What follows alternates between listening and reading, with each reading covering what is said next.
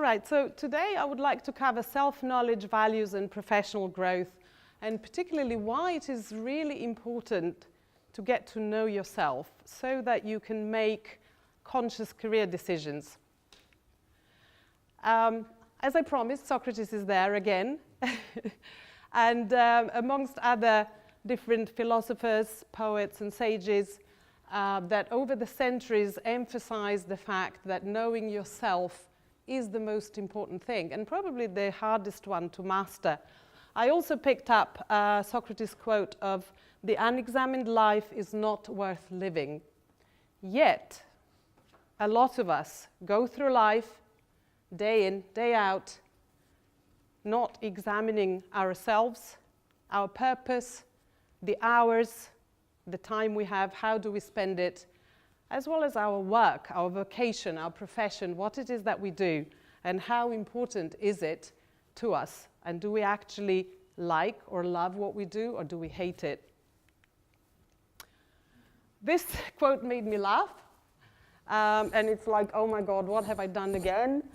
But this is not the only way to find out about yourself. Of course, other people are a mirror, right? So we can judge our impact on other people by observing their reaction.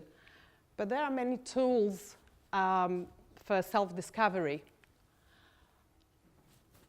The best way is to start with some quality questions. And the questions should be directed to yourself. I like to call that turning the torch inward. In order to do that, you need some quiet self-reflection time. Peter pointed out that as well.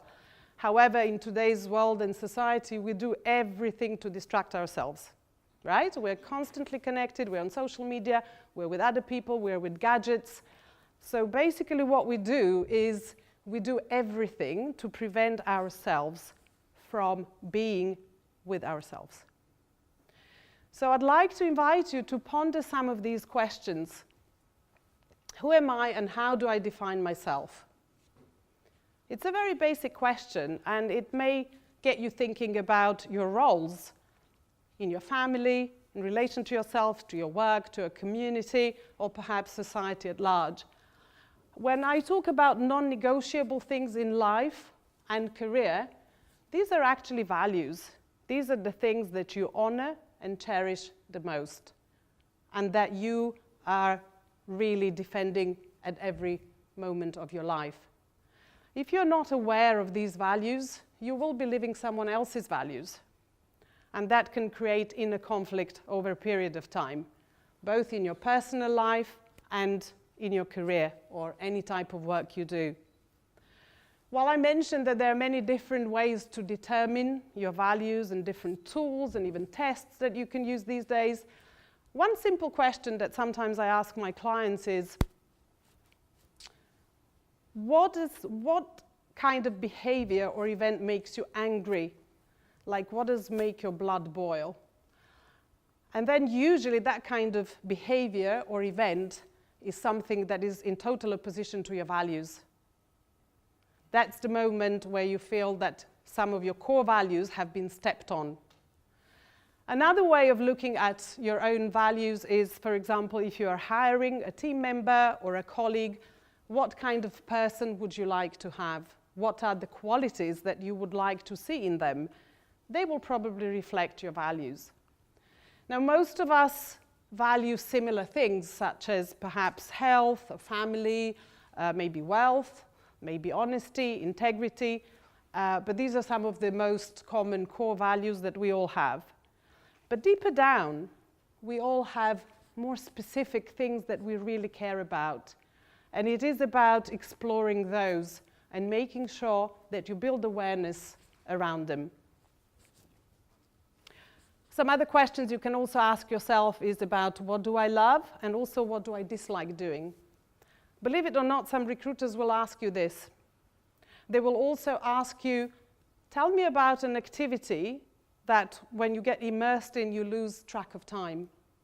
So here they want to find out about your passion, about what really matters to you.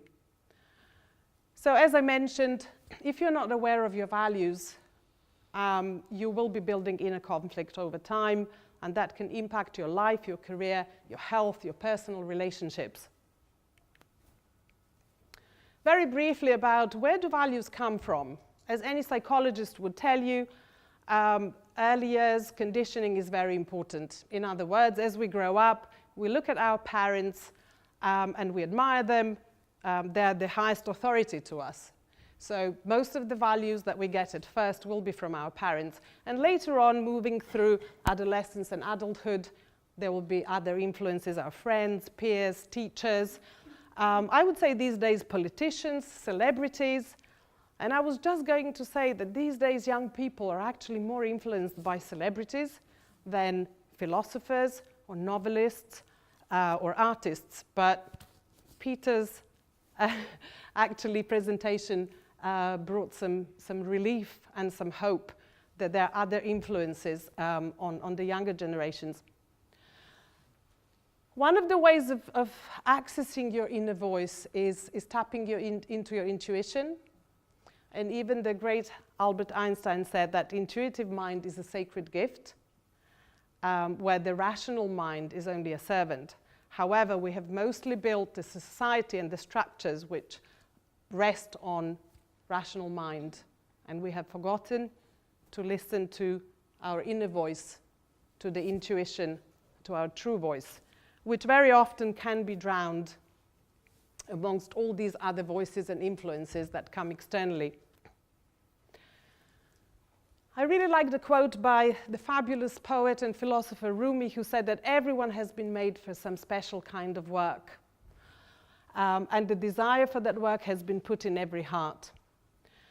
So once you get to know a little bit more about your values in terms of personal values and work values, and then you start exploring your passion and what it is that you really like to do, you can start combining all of that into developing a vision for your life and your career, which they're always very closely linked. Now we come to ikigai. Ikigai is a Japanese word, and as Mantas mentioned, it basically means your reason for getting up in the morning, jumping out of bed and doing something hopefully meaningful, hopefully something you're passionate about, hopefully something you really love and that fires you up. Now, there have been numerous studies about Japanese populations, particularly in Okinawa, and why they all enjoy such long and healthy lives, and why they keep their vitality into really old age. And they have the highest percentage of nonagenarians and centenarians in the world. So one of the things that comes under ikigai is obviously this passion for life, but also for a meaningful activity that you can be immersed in to the point that you forget everything else, and finding the meaning in that type of work. In addition to that, obviously these particular segments of population, they experience very healthy life, healthy food, no stress, probably not much social media. They have very close support from their communities. One thing that we overlook a lot these days, which is connecting really face-to-face and person-to-person. So some of the questions that you can explore is, are you doing something that you love, actually? And is that something that the world needs? In other words, if we translate into commercial language, it would be, is there a market for your product or service or activity? Are you good at it? Do you have the skills? And finally, can you be paid for it? So this is a very brief diagram, just showing some of the elements of this concept, particularly in relation to work, in relation to finding out the area or domain where you can actually develop your passion into something meaningful, which then becomes your career as well. Very briefly, I wanted to touch upon being versus doing, because we are all very much action-orientated and the society pushes us all the time to take action. However, it's very important to actually live your values. So once you have established your values, I would invite you to be that honesty, to be that transparency, to be that kindness, to be that focus, rather than just chasing the action. How do you bring all this together into vision and flow? Well, looking at the internal factors, your purpose, your passion, your skills and strengths, as well as the external ones which can motivate you, you can bring them all together into a vision that you can then pursue. It is important to have a clear vision, because if you don't know where you're going, how will you get there? Equally, the first bit, the self-discovery, is so important, because if you don't know who you are right now, where you're at right now, how will you get anywhere? So these points on the journey are extremely important. A bit just about the flow, which is linked to the action that you immerse yourself in, and that will actually bring you success. Because if you're motivated and happy doing something and you immerse yourself in it, then you forget everything else. And I've observed successful people, and I look at people even like Lord Sugar or Richard Branson, or someone I followed for a while, Dr. John DeMartini, who speaks. He's a big speaker, a fantastic speaker. He speaks about 150 to 160 times a year. So every 2 or 3 days he gives a lecture or a speech. And I was wondering, how do these people, how can they do it? Where is this energy coming from? And then I realized it's because they love what they do. They absolutely love it. It's their passion. They live it. And therefore, it's not a chore. They're not tired. It's not boring. Just a final word on professional growth. Professional growth is closely linked to personal growth. So one without the other is very unlikely. It is a never-ending journey.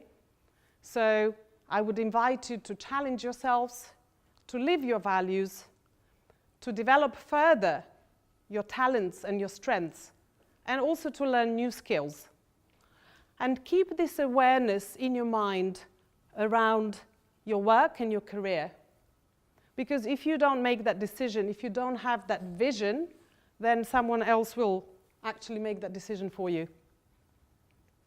In conclusion, I will just share a quote by Confucius, which is probably, you have seen it many times, but I firmly believe in it, which is, choose a job you love and you will never have to work a day in your life.